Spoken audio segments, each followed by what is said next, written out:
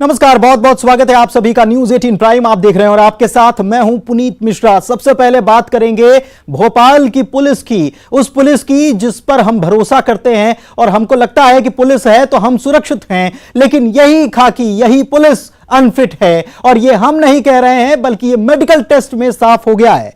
पूरा मामला है क्या, आइए आपको दिखाते हैं इस रिपोर्ट में।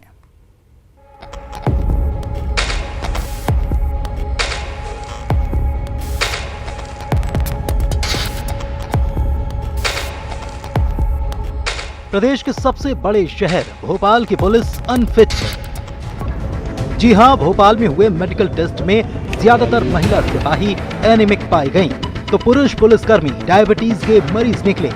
मेडिकल कैंप में शहर की तकरीबन 500 महिला और पुरुष कर्मियों ने हेल्थ चेकअप कराया। इनमें से अधिकतर में हीमोग्लोबिन का स्तर नॉर्मल से कम पाया गया। पुलिसकर्मी हाइपरटेंशन और हाई ब्लड प्रेशर के मरीज निकले, तो ढेर सारे पुलिसकर्मियों में मोटापे की शिकायतें भी मिली। टेस्ट के बाद मेडिकल अफसरों ने पुलिसकर्मियों को कुपोषण से बचने की सलाह दी। यही नहीं, उन्हें ओवर वर्किंग डोज और अनियमित खान पान को भी सुधारने की सलाह दी। डेफिनेटली सभी के प्रति मैं देखा, जितने सारे पुलिसकर्मी यहाँ पर आए चेकअप के लिए, सबके अंदर एक ही चीज़ है कि वो स्ट्रेस में तो डेफिनेटली है, और साथ में उनको सबसे बड़ा प्रॉब्लम होता है कि खाने पीने के समय वो फिक्स नहीं होती है, ड्यूटी का टाइमिंग फिक्स नहीं होती है कि उसको, वैसे हम लोग जो नॉर्मली जो लोग ड्यूटी करते हैं उनको मालूम है कि मुझे 10 बजे ही जाना है। यहाँ पर कोई फिक्स नहीं रहता है कि कब कोई ड्रामा हो गया, कोई पॉलिटिकल सपोर्ट आ गया, कोई रैली हो गई, तो इससे बहुत सारे टेंशन होता है। उसके बारे में ज़्यादा आज जो मैं लेक्चर बताया है कि किस तरीके से एक पुलिसकर्मी अपने लाइफ में तनाव को कम कर सकता है। तनाव का जाम चौराहे पर डस्ट ज़्यादा उड़ता है, धूप अलग लगती है, वर्किंग टाइम भी ज़्यादा है। वर्किंग टाइम ज़्यादा। अब अपनी सेहत को ध्यान में रखकर क्या काम करेंगे? सेहत का दवा तो खा ही रहे हैं, क्या ना कंट्रोल कर रहे हैं, सुबह उठ के मॉर्निंग में टाल रहे हैं, लेकिन खाना खाने के बाद तो बढ़ता है। मेडिकल जांच में आला अफसर भी मौजूद रहे, जिन्होंने पुरुष सिपाहियों को मेडिकली अनफिट मानते हुए कहा कि वो इतने परफेक्ट नहीं हैं कि उन्हें मैदानी जवाबदारी दी जाए। फिट पुलिस कार्यक्रम यहाँ आयोजित किया गया था। इसमें पुलिस विभाग पूरी तरह से शामिल है, हमारा जो भोपाल पुलिस है वो पूरी तरह शामिल है, और ये हमने मुथूट ग्रुप के, जिसको कहते हैं, सहयोग से ये यहाँ आयोजित किया है। और इसमें जैसे कि आप सभी को पता है, पुलिस 24 घंटों काम करती रहती है, स्ट्रेस लेवल बहुत हाई है, तो ये उचित ही था कि आज यहाँ ये कार्यक्रम आयोजित करके हमारे फोर्स का जो फिटनेस लेवल है वो कैसा, वो पता किया जाए और कहाँ पर कमी है उस कमी को दूर करते हुए उस दिशा में आगे बढ़ना है। पुलिस कर्मियों के मेडिकल चेकअप कैंप में high cholesterol, high blood pressure, sugar और तनाव की शिकार पुलिस कर्मियों के आंकड़े चिंताजनक हैं, और इस लिहाज से भी कि उन पर समाज में कानून व्यवस्था कंट्रोल करने की बड़ी चुनौती है। जाहिर है, जब वो स्वस्थ नहीं हैं, तो अपनी जिम्मेदारियों का निर्वहन वे कैसे करेंगे। जितेंद्र शर्मा, न्यूज 18, भोपाल, मध्य प्रदेश। तो पुलिस सुस्त और तोंदू तो अपराधी तो चुस्त रहेंगे ही, अब इन्हें फिट किया ही जाएगा। वहीं फिट होने की बारी उनकी भी है जो छात्रों को फिट रखते हैं। जी हां, बात कर रहे हैं गुरुजी की परीक्षा की। राजधानी भोपाल के बाद सतना में भी शिक्षक दक्षता परीक्षा दोबारा आयोजित की गई, जिसमें जिले भर के 230 शिक्षकों की परीक्षा ली गई। ये वो शिक्षक हैं जो पहली परीक्षा में फेल हो गए थे। इन शिक्षकों के लिए आखिरी मौका हो सकता है, और अगर वे इस परीक्षा में फेल हुए तो उनकी नौकरी तक जा सकती है।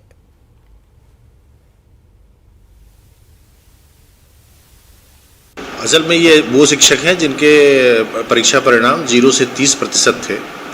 ऐसे शिक्षकों को एक बार मौका दिया गया था और उनकी परीक्षा ली गई थी, तो उस परीक्षा में जिनके 50% से कम अंक आए थे उनकी ट्रेनिंग दी गई है, डाइट में दी गई है, बीएड कॉलेज में दी गई है, और ट्रेनिंग के पश्चात ये परीक्षा फिर से ली जा रही है कि वो कितने दक्ष हुए हैं, और उनकी दक्षता का परीक्षण करने के बाद भी अगर उनकी दक्षता का इम्प्रूवमेंट नहीं होता है तो उनके विरुद्ध कार्रवाई। तो शिक्षकों की दक्षता का परीक्षण तो हो गया, उनके पास ये आखिरी मौका है। अब अगर फेल हुए तो गुरुजी गुरु नहीं रहने वाले, और इधर शिक्षकों की भी परीक्षा हो रही है, लेकिन उनकी परीक्षा कुछ ज्यादा कठिन है। आपको लिए चल रहे हैं मंडला सांसद और केंद्रीय इस्पात राज्य मंत्री फग्गन सिंह कुलस्ते के गृह ग्राम बाबलिया। मंत्री जी के गांव में स्कूल भवन नहीं है, जहां पर रंगमंच में माध्यमिक शाला लगती है। स्कूल में पढ़ने वाले नौनिहालों को उत्सवों के दौरान ज्यादा परेशानी होती है, क्योंकि तब उन्हें बरगद के पेड़ के नीचे बैठकर पढ़ाई करनी पड़ती है।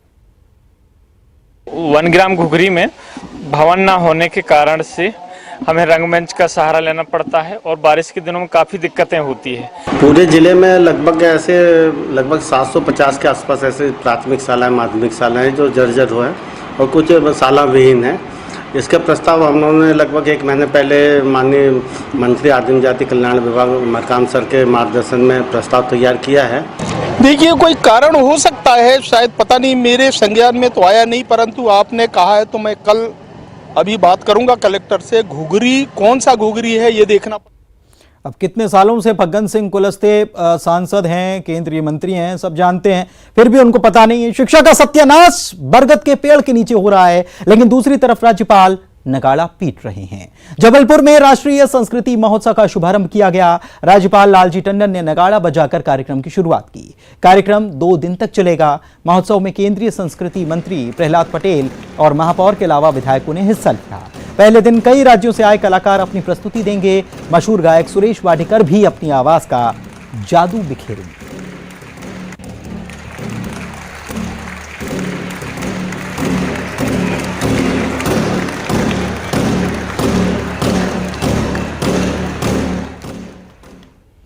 तो रंगारंग आयोजन है तो नगाड़ा भी बजाया गया, लेकिन देवास में जिंदगी से हताश लोग खामोशी से जिंदगी को ही अलविदा कह रहे हैं और इसके लिए एक जगह भी कुख्यात हो गई है। पुल बना सुसाइड पॉइंट। जी हां, देवास में क्षिप्रा नदी पर बना हुआ पुल अब धीरे धीरे सुसाइड पॉइंट बनता जा रहा है। पिछले 1 साल में यहां पर 24 से ज्यादा लोगों ने नदी में छलांग लगाकर खुदकुशी कर ली। आत्महत्या की बढ़ती घटना से आसपास के लोग खासे परेशान हैं और जिला प्रशासन और नगर निगम यहां जाली लगाने की इनसे मांग की जा रही है ताकि सुसाइड की घटना को रोका जा सके। इस मामले में पुलिस कहती है कि संबंधित विभाग को यहां पर जाली लगाने के निर्देश दे दिए गए और जब तक जाली नहीं लगती तब तक पुलिस की यहां पर टीम पेट्रोलिंग करती रहेगी।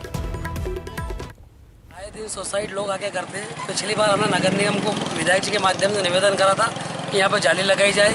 नगर निगम का इस ओर कोई ध्यान नहीं है। पंचायत का इतना फंड नहीं है कि वो यहाँ पर जाली लगा दे। ये एक सुसाइड पॉइंट बनते जा रहा है। इससे ग्रामीणों को बहुत परेशानी हो रही है। लोग कूदते हैं, आत्महत्या करते हैं। हमारे पास लगभग 16-17 मामले रिपोर्टेड हो चुके हैं। इसमें इसके लगातार लोगों की, चूँकि वहाँ की रेलिंग नीचे है और पानी काफ़ी होने से शायद आत्महत्या करने वालों को जगह सुविधा नहीं है। ऑन रोड भी है। अभी हमारे माइकल सर ने निर्देशित किया है और माइकल सर ने तत्काल ही इस संबंध को देखते हुए, सारी चीज़ों को देखते हुए पत्र NHAI एक पत्र माननीय कलेक्टर साहब को लिखा है। उसमें दोनों तरफ ऊंची जालियाँ लगवाने के लिए, ताकि लोग कूद कर जान न दे सकें और साथ ही वहाँ पर जो लोग विसर्जन और कचरा वगैरह भी। तो मौत ऐसे भी आती है और मौत वैसे भी आती है और कभी कभी मौत ऐसे आती है जिसका अंदाजा भी नहीं होता। अगली खबर की बात कर रहे हैं। बैतूल नागपुर 4 लेन पर एक दिल दहला देने वाली घटना सामने आई जिसने सबको हैरत में डाल दिया। थाना आमला थाना क्षेत्र के उभारिया गांव के पास 4 लेन से लगभग 500 मीटर के फासले पर एक पत्थर की खदान में ब्लास्ट किया गया और ब्लास्ट से उड़ा एक पत्थर का एक बड़ा टुकड़ा 500 मीटर दूर 4 लेन पर नागपुर की ओर जा रही कार को तोड़ते हुए सीधे ड्राइवर के सिर पर जा गिरा, जिससे कि ड्राइवर ने मौके पर दम तोड़ दिया। कार में सवार 2 अन्य युवक जख्मी हो गए। मृतक का नाम अशोक वर्मा था, जो होशंगाबाद में बैंक कर्मी था। घटना के बाद आमला थाना पुलिस मौके पर पहुंची, जांच शुरू की गई। तो मौत का कोई रूप, कोई रंग नहीं होता और अचानक ही आवाज हमेशा के लिए खामोश हो जाती है। लेकिन हरदा में किसान खामोश होकर भी बोल गए हैं। हरदा में किसान यूनियन ने प्रदर्शन किया। बारिश की वजह से खराब हुई फसलों के मुआवजे को लेकर किसानों ने मुंह पर पट्टी बांधकर रैली निकाली। कलेक्टर दफ्तर के बाहर किसानों ने एसडीएम को सीएम के नाम ज्ञापन सौंपा।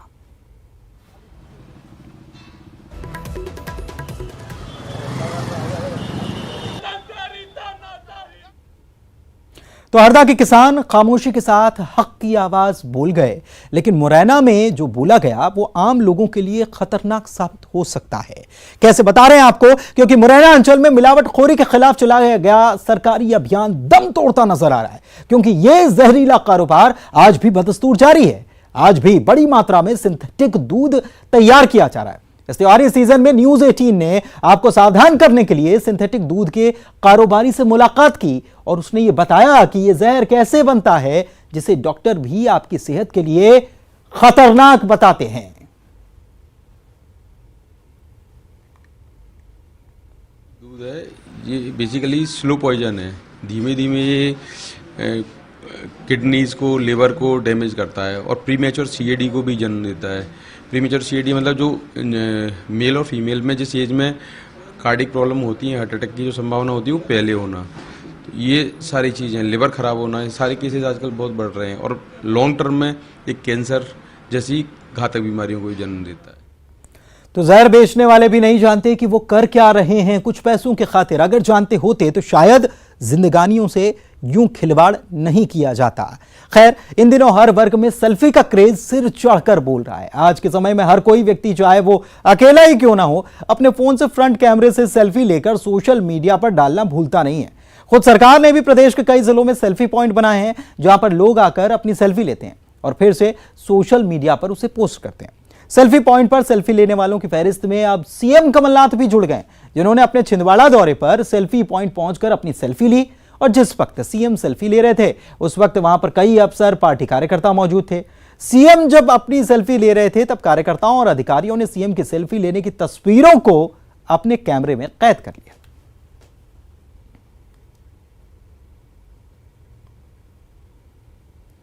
तो आम हो या खास, सेल्फी का क्रेज हर जगह होता है। सीएम ने अपनी यादें कैमरे में कैद कर ली।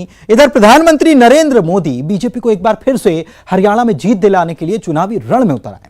उन्होंने अपनी पहली ही जनसभा में अपने आक्रामक तेवर का परिचय भी दे दिया।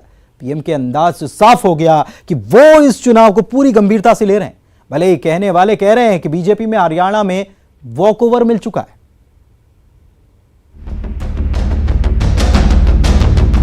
चीन के राष्ट्रपति के अनौपचारिक भारत दौरे से वापस लौटने के बाद पीएम मोदी पूरे दमखम के साथ हरियाणा के चुनावी दंगल में उतर आए हैं और इसका अंदाजा विपक्ष को भी पीएम की पहली ही जनसभा में हो गया होगा, क्योंकि सोमवार को हरियाणा के बल्लभगढ़ में पीएम ने अपनी सरकार का लेखा जोखा तो जनता के सामने रखा ही, विपक्ष को भी आड़े हाथों लिया। विपक्ष के लिए हरियाणाकरण इस बार पहले से कहीं ज्यादा मुश्किल साबित होने वाला है। जो तब मुझसे कैप्टन को लेकर सवाल करते थे, वो आज अपनी बिखरी टीम को ही समेटने के लिए एड़ी चोटी का जोर लगा रहे हैं। पीएम ने कश्मीर से धारा 370 हटाने और आतंकवाद जैसे मुद्दों पर भी अपनी बात रखी। मोदी ने भारत को मिल रहे अंतर्राष्ट्रीय समर्थन पर कहा कि जनता के स्पष्ट जनादेश के चलते पूरी दुनिया में ये संदेश गया है कि अब भारत का समाज एकजुट है। आपने जो जनादेश दिया है उससे दुनिया में ये संदेश है और ये संदेश साफ साफ दिया है कि अब भारत का समाज बंटा हुआ नहीं है। पीएम का हमला यही नहीं थमा। उन्होंने कहा कि जम्मू कश्मीर से धारा 370 और 35 से हटाने का विरोध वही लोग कर रहे हैं जिनके हितों को नुकसान पहुंचा है। उन्होंने चुनौती देते हुए कहा कि बीजेपी सरकार के इस कदम के विरोधी हरियाणा के लोगों के सामने आए और वादा करें कि अगर वो चुनाव जीत कर आते हैं तो धारा 370 और 35 को वापस लाएंगे। अगर इतना ही 370 आपको प्यारा लगता है, हिम्मत के साथ हरियाणा के लोगों के बीच में जाओ और बताओ कि अगर आप चुनाव जीत करके आएंगे तो 370 वापिस लाएंगे, 35A वापिस लाएंगे।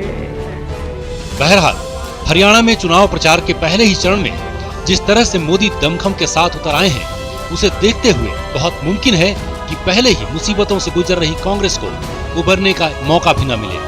Bureau report, news 18 network. और यहां वक्त एक छोटे से ब्रेक का है, जल्द लौटेंगे कुछ और खबरों को